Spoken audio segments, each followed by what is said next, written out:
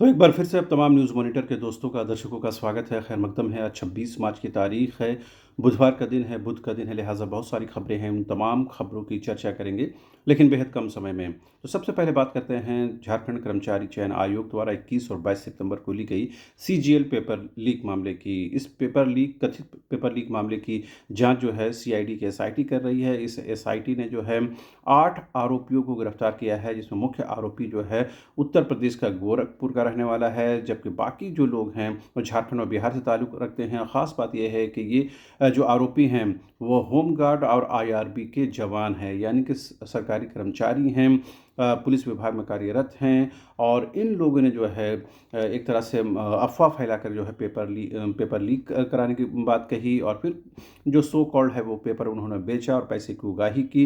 लेकिन सीआईडी के एसआईटी ने ये कहा है कि पेपर लीक के कोई सबूत उनके पास नहीं हाथ लगे हैं, लेकिन एक गिरोह जो था वो सक्रिय था, जिसका सरगना जो गोरखपुर में बैठा था, और आईआरबी और होमगार्ड के जवानों के साथ मिलकर इसने जो है गिरोह के तौर पर काम किया और पेपर लीक की अफवाह फैलाई और फिर पेपर बेचा और उससे पैसे उगाही की। तो ज़ाहिर-सी बात है, कहीं न कहीं एक तरह से सीआईडी के एसआईटी ने स्पष्ट कर दिया है कि सीजीएल पेपर लीक नहीं हुआ है, लेकिन एक गिरोह ज़रूर सक्रिय था जिसने अफ़वाह फैलाकर पैसे की उगाही की। इस बीच झारखंड हाई कोर्ट में ये मामला विचाराधीन है। देखना दिलचस्प होगा कि झारखंड हाई कोर्ट इस मामले को क्या लेकर के क्या कुछ जो अपना वर्डिक्ट है वो देता है। बहरहाल दूसरी महत्वपूर्ण खबर ये है मैया योजना से जुड़ी हुई। आपको पता है कि सरकार ने करीबन 12 लाख जो लाभुक हैं उनको होल्ड में रखा है। उसकी वजह ये बताई गई है कि इनका जो बैंक अकाउंट है वो आधार से लिंक नहीं है। लिहाजा कल जो है कैबिनेट की बैठक हुई थी, इन लोगों के नाम पर जो है सहमति बनी है और आधार लिंक की जो प्रक्रिया उसको बढ़ाया गया है, और अब 12 लाख लाभुकों को एक मुश्त जो है 3 महीने की जो राशि है 7,500 रुपये वो उनके बैंक अकाउंट में चली जाएगी। आपको पता है इस बात को लेकर के बीजेपी और ख़ास करके बाबूलाल मरांडी और दूसरे उनके विधायक जो हैं वो सरकार पर हमलावर थे कि आखिर सरकार ने जो है 12 लाख लाभुकों को होल्ड पर क्यों रखा है या फिर उनके नाम निरस्त क्यों किए गए हैं। तो सरकार की तरफ से ये बात अब कहीं न कहीं कन्फर्म हो गई है कि 12 लाख लाभुकों को जो है रियायत दी गई है और उनको एक साथ जो है 3 माह की राशि मिलेगी और आधार लिंक की जो समय सीमा है वो भी बढ़ा दी गई है। इस बीच हजारीबाग से एक परेशान करने वाली खबर है। यहाँ पर मंगला जुलूस में पथराव की खबर आई है और 2 जो गुट है वो आपस में भिड़ गए थे। और आपको पता है कि रामनवमी के दौरान हज़ारीबाग जो है वो बेहद ही सेंसिटिव इलाका है। और कल ही जो है हज़ारीबाग के जो विधायक हैं प्रदीप प्रसाद, उन्होंने कहा था वहाँ पर कि मांसाहार वहाँ बंद होना चाहिए, खरीद फरोख्त बंद होना चाहिए। और इस पर सुदीप कुमार सोनू ने कहा कि जो तमाम ज़िलों के लिए जो एसओपी है वो वहाँ पे भी लागू होगी और इसके आधार पर कहीं न कहीं जो सांप्रदायिक तनाव बढ़ाने की कोशिश नहीं होनी चाहिए। और कल मंगला जुलूस में जिस तरह पथराव की खबर आई और 2 गुट आपस में भिड़े, वो कहीं न कहीं उसे इशारा इशारा करता है कि अभी रामनवमी के दौरान भी पुलिस को और सतर्क रहने की ज़रूरत है।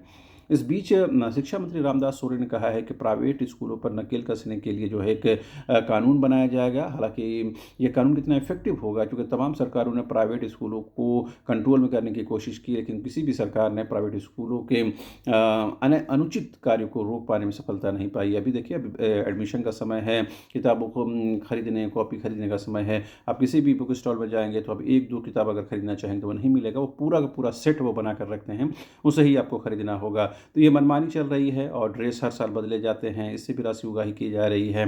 ट्रांसपोर्टेशन के नाम पर, स्कूल फ़ी के नाम पर, ट्यूशन फ़ी के नाम पर, रीएडमिशन के नाम पर, एनुअल चार्ज के नाम पर, ये तमाम तरह की चीज़ें हैं जो प्राइवेट स्कूल उगाही के तौर पर करते हैं और इस पर सरकार जो है नकेल कसने की बात कह रही है।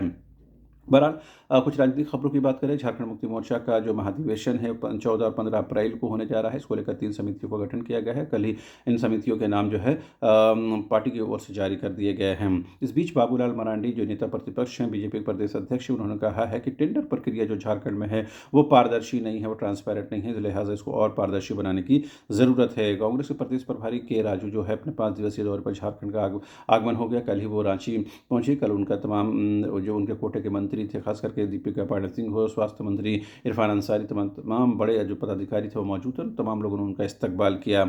इस बीच सीपीआई के राष्ट्रीय महासचिव डी राजा ने कहा है कि जल जंगल ज़मीन को बचाने के लिए पार्टी जो है चरणबद्ध तरीके से आंदोलन करेगी। तो बहरहाल अब से थोड़ी देर बाद जो है झारखंड विधानसभा का बजट सत्र है, कल तक ये सत्र चलेगा, उसके बाद ये समापन हो जाएगा।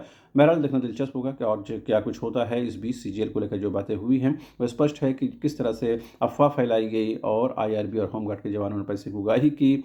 गोरखपुर में इसका सरगना बैठा था और सीआईडी के एसआईटी ने कहा है कि पेपर लीक नहीं हुआ है। बहरहाल कोर्ट के वर्डिक्ट का इंतजार करने की ज़रूरत है। अभी के लिए इतना ही। आप तमाम दर्शकों को एक बार फिर से शुक्रिया। Thank you so much.